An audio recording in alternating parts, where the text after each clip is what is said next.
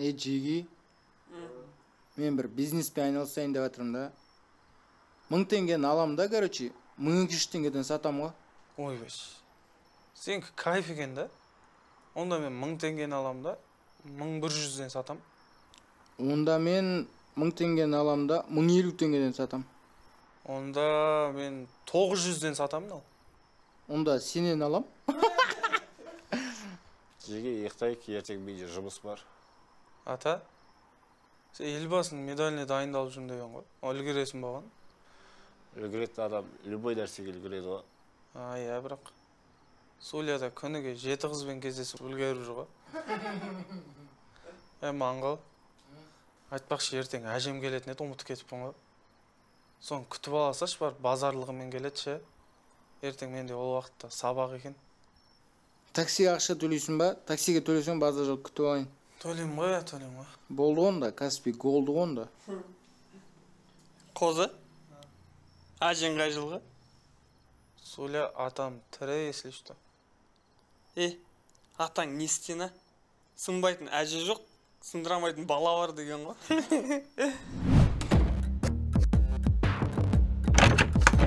Достар нағыз бауыр болу үшін бір нанды бөлісіп жеу шарт. Ал общагада бауыр болмауға амал жоқ. Бір нанды бөліп қана қоймай, қиындықтарды бөліп шешетін бауырларым барына қуанамын. Ал бүгін біз үшін айтулы күн. Себебі ауылдан әжем өз базарлығымен келеді.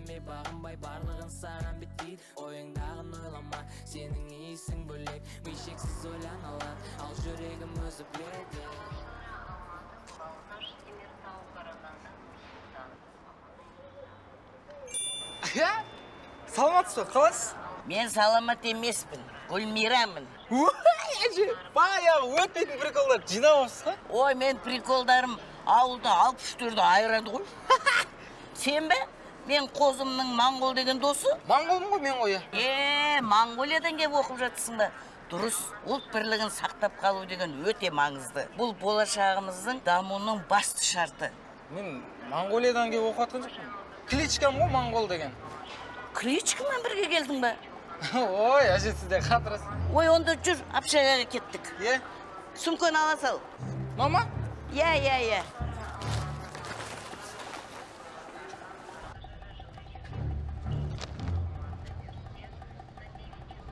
Ал, Моңғол бала, сен менің шалымның жас кезінен аумайды екенсің. Мен ба? Мен сен красавчик болған ғой, Жоқ, кәрі көрінетін. Ой, әже сізде қатырасыз екен. Қалай ұнап жатыр ма сізге? Біз не көрмедік? Не көрмедіңіз? Талай нәрсе көрмеппіз ғой, ауылда жата беріп. Сендер қайта жастар қазір бақыттысыңдар. Мына тәуелсіздіктің арқасында білімдісіңдер. Жақсы өмір сүріп жатсыңдар. Мына водитель балада менің шалыма ұқсайды ғой. Ой, әже қойыңызшы, қанша шалыңыз бар? Ой, менің шалым от еді ғой. От еді? Там ауылда мықты жүрген ғой, Жоқ, пожаркіде жұмыс жасаған ғой. Сол өртеніп, әсер өшіріп алдық қой. Ой, әже қатырады екенсіз сізден. Кезінде елбасымыз шетелден миллиондаған инвестициялар тартты. Сіздер білетін шығарсыздар. Илон Маск, Билл Гейтс, Стив Джобс дегендер ақшасы көп қой. Неге ауылдағыдай черный газ ойнай салмайды осыдар? Мына пробка деген бәле болды. Өміріміздің бәрі осы пробкада өтетін шығар. Германияны мақтайды, бала шағамды ертіп алып көшіп кетсем екен.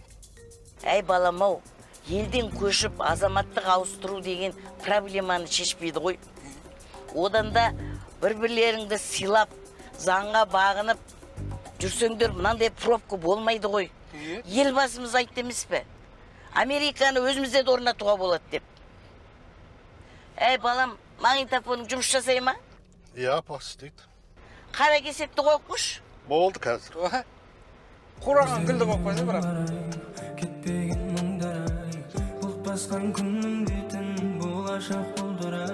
Сенің ата-анаң случайно балықшы емес пе?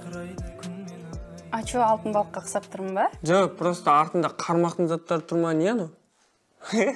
Қалдым көзім. Суля, әжемдер келмеген ба не әлі? Моңғол хабарласқан жаңа қазір келіп қалады. Жан, Сен бірінші қойшы трубканы. Жоқ, сен бірінші қойшы. Давай. Ё-моё, әже қалайсыз, амансыз ба? Сағынып қалдым ғой сізді, ё-моё. Жақсы, өзің қалайсың, амансың ба? Қайдан аман әже? Мен дейтін арманмын ғой. Мыналар қанында бар екен ғой мынандай. Әже қалай жақсы жеттіңіз ба? Ана Моңғол деген менің досым, жаңа сізді алып келген. Одан кейін мынау Суля деген досым. Саламатсыз ба? Суля менің шалым жас кезіндегісін ұқсайды ғой. Немене бәле шалыңыз? Шалсың ба? Ауысып көте беретін. Мен сияқты красавчик болған шығар шал. Сіз уайымдамаңыз, Бақтияр апайға айтып қойдым. Бүгін осында боласыз ғой бір күн. Жарайды. Мен онда Бақтияр апайға барайын.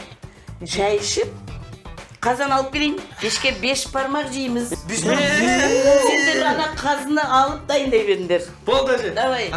Бақтияр апай, бірінші этажда ғой? Аға. Жақсы. Аяқ киімді ана жаққа шешші. Новый ма? Не деген новый аяқ киім? Еш кірмейтін. Саламатсыз. Мен сіздің тапсырысыңыз. Рахмет. Үйге кіріп шай ішіп кетсеңізші. Қандай шай? Одноразовый. Ниетіңізге рахмет көп. Рахметке асығыс едім. Бар болғаны 3 минут уақытты алады ғой. Ой, жоға, мен бір шай ішсем, бір где-то 30-40 минутта ішем ғой енді. Опытнаймын десеңізші. Ой, ауылда жеңгелермен өлтірем ғой оны. Бір емес, 2-3 жеңгелермен жарысып ішем ғой шайды. Извращенец, кетші бар. Қуама мына қыз үй.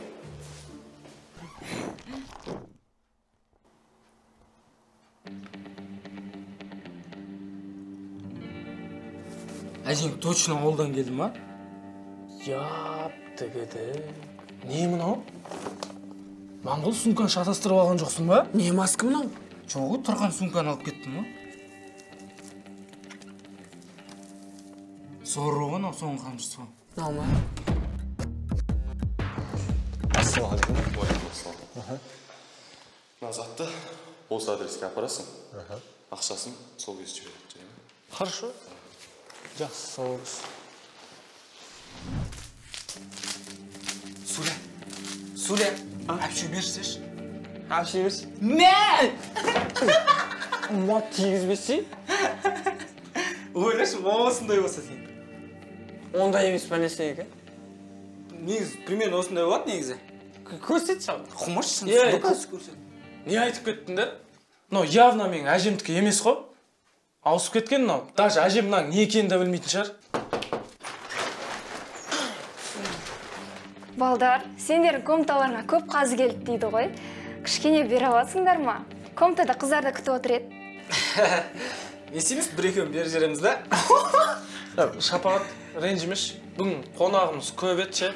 Келесі келгенде өзім апарып берем ғой, ренжімеш. Бопты. Не болды сонша қызғанып? Бір жерлеріңе тығып қойыңдар соны. Мынау не екенін білмей жатып, қалай пайдалану керек екенін біліп тұр ғой мынау? Ол фигня. Қазымызды қайдан табамыз, мұнан не істейміз? Әже келген кезде айтайық та, қарнымыз ашып кетті де, бәрін жеп қойдық кек та өзіміз. Мүмкін емес қой. Неге мүмкін емес? Бір адам бір қаланы жеп қойып отыр ғой қазір. Моңғол оларға еліктеме. Пара берсең, мүмкін бүгін құтылып кетерсің. Ертең алдыңнан полибому шығады ғой. Онда әже келген кезде айтайық, сумканың ішінде түк жоқ екен деп. Мыналарды қайда тығасың? Бұлар көтімізге тығайық. Біз жарайды ғой. Мына сумканы ауыстырып алған адамдар не істеп жатыр екен? Примерно қазы тығып жатыр ғолар. Точно осы жер ма? Мінекей, сіздің тапсырысыңыз. Жақсы, бара бер.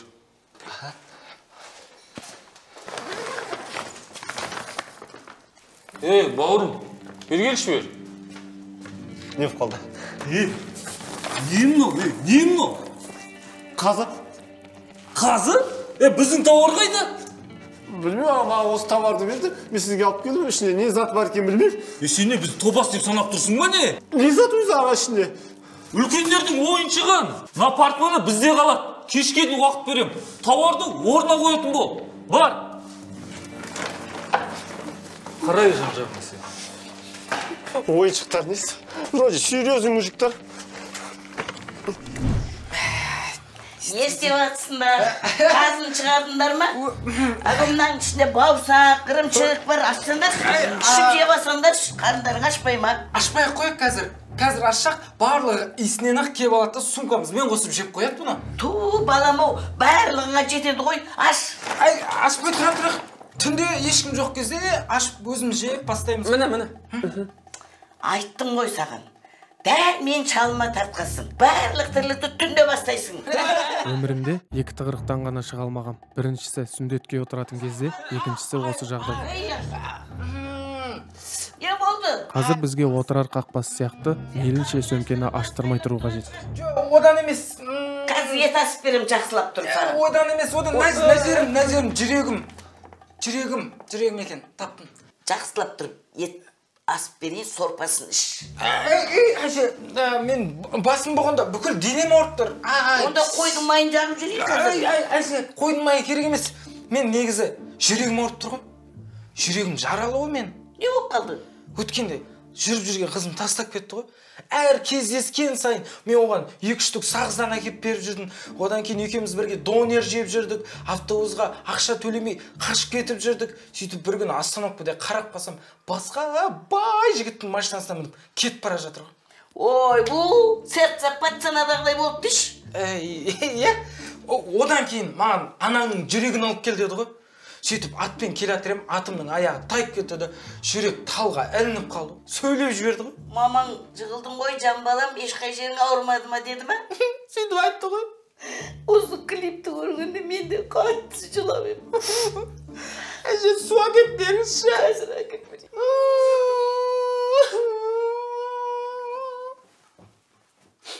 Қозы, сөйлеп. Мен не, бүкіл клиптің сценарийін айтып отыра берсем, мына ішіндегі зат өзгеріп кетеді деп ойлап жатсыңдар ма? Бір нәрсе істесеңдерші. Соны енді абайлап өзің ауыстыра алмай дұрыстап алып келмедің ба сумканы? Ойбай, мен сені әжеңді күтіп аламын. Сонда айтқан рахметің осы ма? Моңғол, әжеге келгенде Кәмшаттың карамель деген клибін айтпашы. Қошы, сөйле.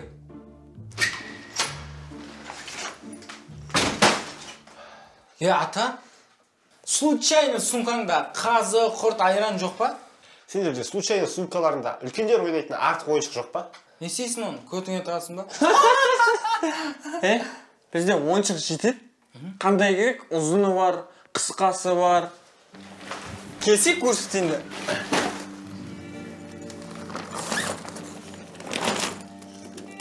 Йооо! Тілегенің алдына іздемек табылар деген осы екен ғой. Бауырсақ, қазы бәрінің ішінде тұр ғой. Мен пай деймін. Мынандай тілемей едімші.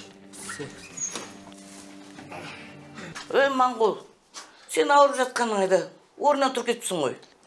Соқыр ауру екен ғой. Соқыр жаңбыр деген сияқты қандай. Үстіңнен бүйтіп бір өтіп кететін. Айтпақшы, әже, танысып қойыңыз. Бұл біздің комнатада тұратын досымыз, ата дейміз ғой бұны. Атаң болғанға айтайын, мен шалым ұқсамайды екен түрі.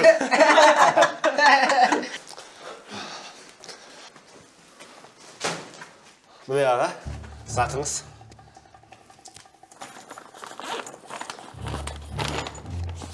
Мына жерде түгел емес қой. Білмеймін аға, біз ештеңеге тиіскен жоқпыз. Бопты ма? Бар өшім. Кеттік. Жақсы.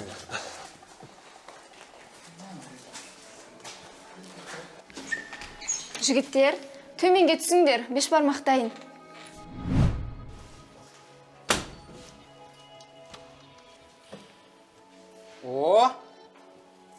Любой нәрсені жақсы жағынан пайдалануға болады. Бүгінгі керемет естеліктер кешегі қиындық пен түсініксіз сәттерге толы күн. Бүгінгі күніміз ертеңгі ортақ естелігіміз. Әжем Шәмшінің әндерін, халық тұңғыш президентін, Суля қыздарының есімін ұмытпағандай, біз де бұл күнді ешқашан ұмытпаймыз. Қайда мені әкетіп барады, қандай ғаламшар жанды әлемде, жансыз адамдар қолында менің жарықшам, мұңды мәңгі түн орындалмаған армандар, өмір деген парақтай, қателерім көп, білем мұңға боп, әуенім білдің бәрін алуға